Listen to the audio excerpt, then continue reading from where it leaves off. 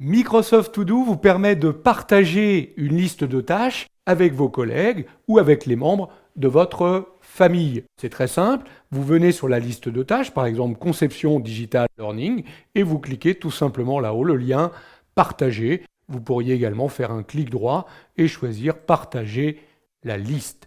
Vous allez créer un lien d'invitation que vous allez pouvoir envoyer par mail, ou vous allez pouvoir simplement copier le lien.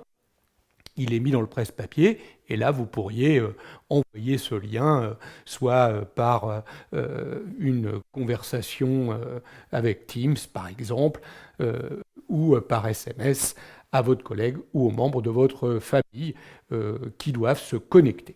Le lien a été copié, moi je n'ai pas envoyé d'email ici. On voit maintenant que cette liste est partagée grâce au petit symbole ici. Je vais me connecter avec un autre compte de cette organisation. Je vais prendre le compte ici d'Alex.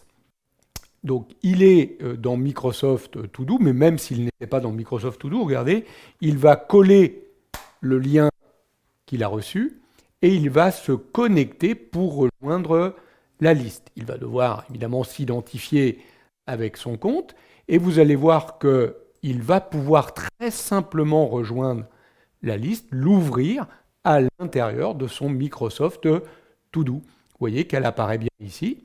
Il accède à l'ensemble des tâches de cette liste Conception Digital Learning. Il peut en ajouter une.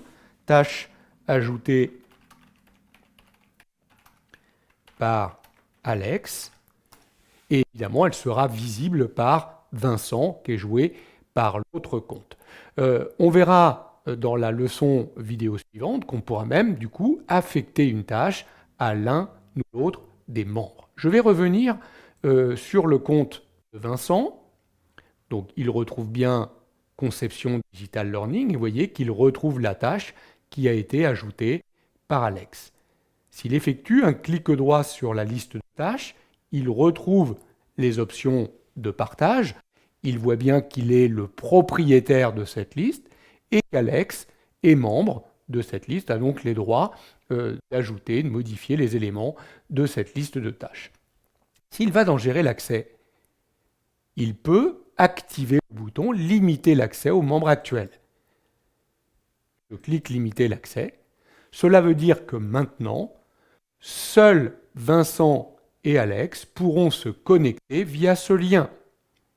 Si je veux permettre que d'autres se connectent, il faudra que je repartage pour créer un nouveau lien de partage. Notez qu'à tout moment, je peux arrêter le partage et dans ces cas-là, plus personne n'aurait accès à cette liste de tâches.